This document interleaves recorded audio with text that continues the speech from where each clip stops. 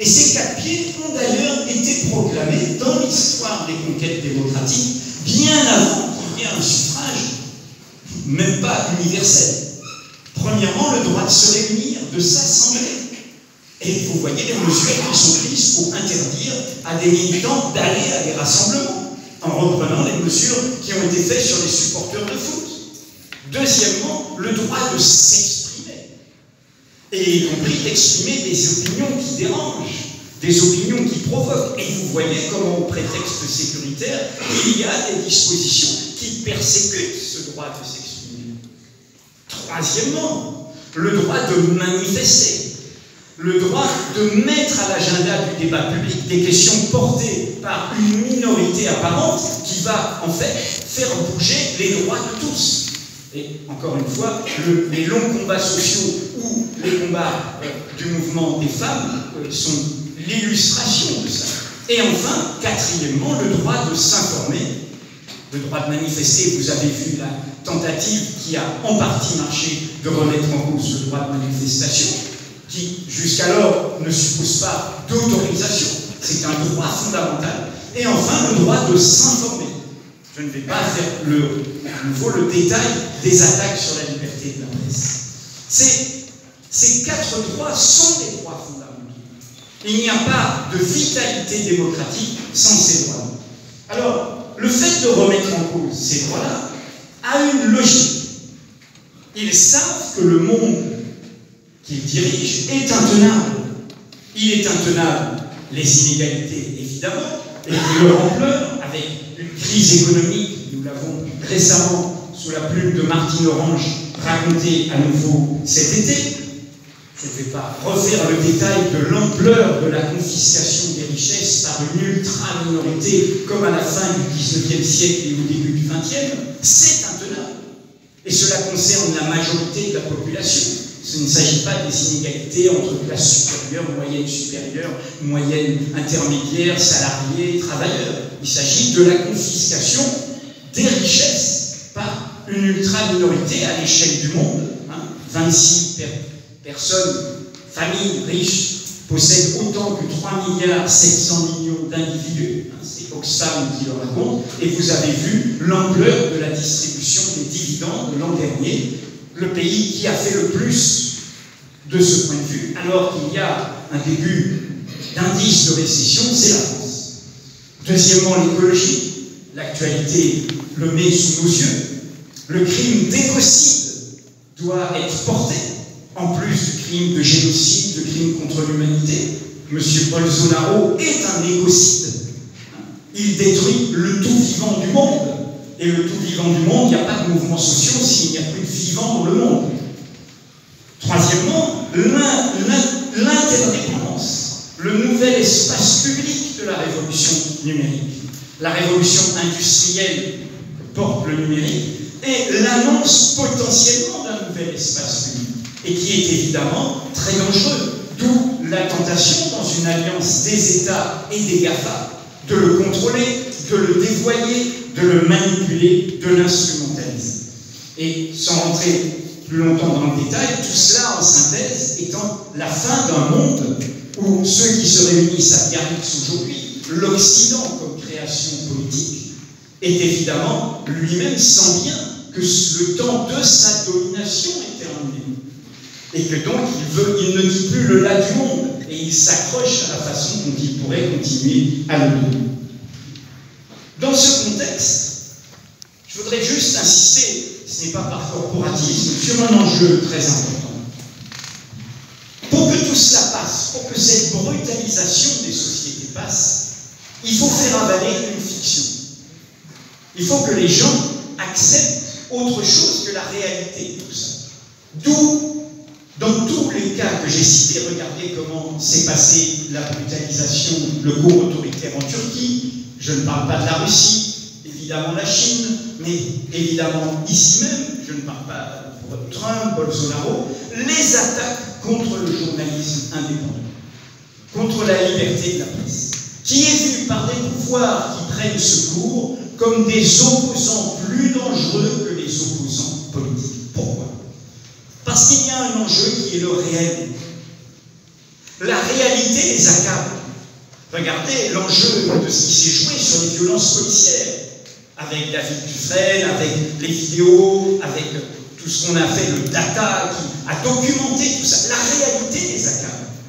Et donc, pour éviter cet accablement, il faut essayer de réduire l'espace de liberté de l'information, où la réalité surgit et est remplacée par une fiction, par un mensonge.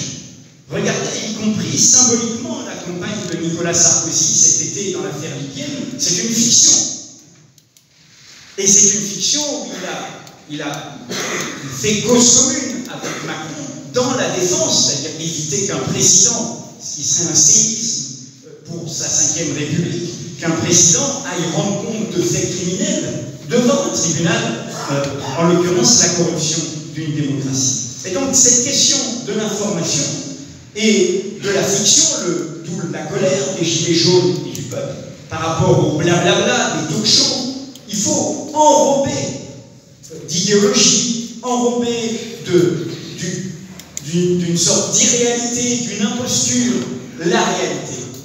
Emmanuel Macron, le 28 juillet l'an dernier, a eu une antiphrase qui disait ça, quand il a dit « Le seul responsable, c'est moi, en pleine affaire Benalla, que l'on vienne me chercher ». Ce à quoi les gilets jaunes ont dit « On va venir te chercher ». Bon. Et il a cette phrase, il dit « Nous avons une presse qui ne cherche plus la vérité ». Et en fait, il voulait dire « Je crains la presse qui va trouver les vérités que nous cachons ». Et cet enjeu est décisif. C'est pour ça que globaliser les médias, etc., c'est leur donner la main. Cet enjeu du savoir, de la vérité. Et je reviens à des cohérences historiques. Quand il était minuit dans le siècle, la question de la vérité était importante.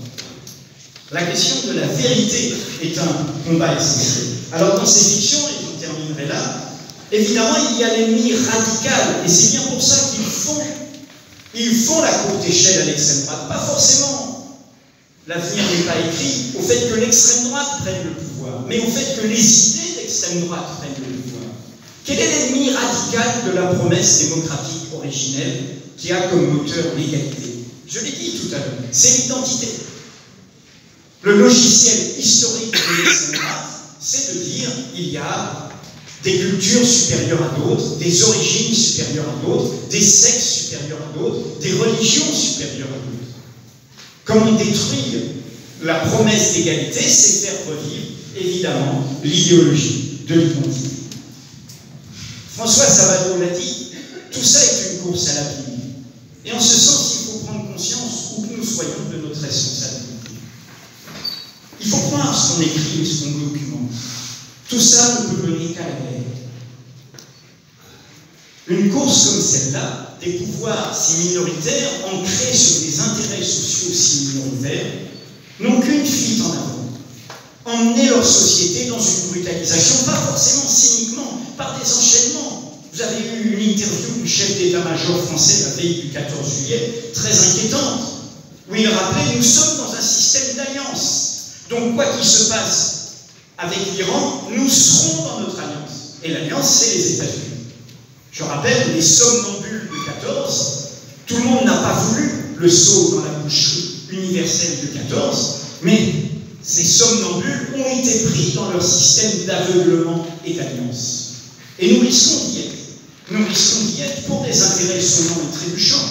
C'est évidemment l'enjeu pétrolier autour de l'Arabie Saoudite face à l'Iran, et donc du tout pétrole qui entraîne toutes les alliances que nous connaissons, et qui s'habille de mensonges, d'idéologie. L'Iran, pas plus que l'Irak, n'est une menace pour le monde aujourd'hui. Mais de la même manière, regardez comment la guerre, et on emploie le mot guerre, commerciale avec la Chine, prend des allures de plus en plus guerrières, et qui, dans un jeu de double, arrange le cours autoritaire, c'était déjà le cas, mais encore plus, du régime chinois de Xi Jinping. Et donc, nous sommes dans un moment comme celui-là. Dans un moment comme celui-là, et je conclue en effet, nous n'avons qu'un choix, c'est faire parier sur la société. J'ai fait des références à d'autres moments graves dans un moment grave, quand il était minuit dans le siècle, le mot d'ordre était socialisme ou barbarie. Aujourd'hui, le mot d'ordre doit être démocratie ou barbarie. C'est la seule arme que nous avons. La question de banquet, comme disait Karl Marx au moment des révolutions démocratiques du printemps des peuples du XIXe siècle. La question qui rassemble. Car il faut poser les termes aussi en termes d'hégémonie. La question en termes d'hégémonie, de rassemblement, de classe populaire, classe moyenne. La question démocratique. Tout le monde comprend que si les droits de certains sont mis en cause, ce sera pour que tout le monde ne puisse plus utiliser ses droits. Demain, après-demain. Ceux qui sont dans l'abstention face aux gilets jaunes en disant « ils n'étaient pas là pour mes retraites », eh bien, commettent la faute de non-assistance à principe en danger. Parce que ceux qui s'expérimentent contre les gilets jaunes, après s'être expérimentés dans les quartiers populaires, les concernera eux aussi demain. Et donc, cette question de principe est au cœur de l'enjeu. Un apprentissage de la démocratie, y compris dans les débats pour les municipales. Imposer des assemblées citoyennes au tirage au sort, ayant réellement des moyens de fonctionner. Car il ne s'agit pas de faire des assemblées pour des assemblées, de se parler entre sachants, entre avant-garde, au courant.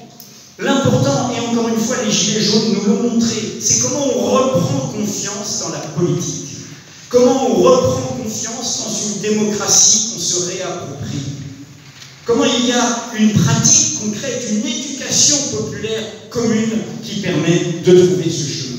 J'ai cité Gramsci en introduction, et je voudrais dire que 3 ans après cette phrase sur le neuf, le vieux, surgissent les monstres, il fait un autre texte, c'est en 1933, où il se moque de cette gauche un peu scientifique, marxiste, vulgaire, la vulgate marxiste, qui dit « l'histoire est écrite, hein, le prolétariat, le peuple uni, le machin, etc. » On a vu que ça ne marche pas toujours. Hein. Donc il se moque de ces prévisionnistes, ceux qui prétendent dire l'avenir. Et il a cette phrase, la seule chose que l'on peut prédire, que l'on peut prévoir, c'est la lutte. Donc voilà, il faut mener cette lutte sur cette question démocratique aujourd'hui.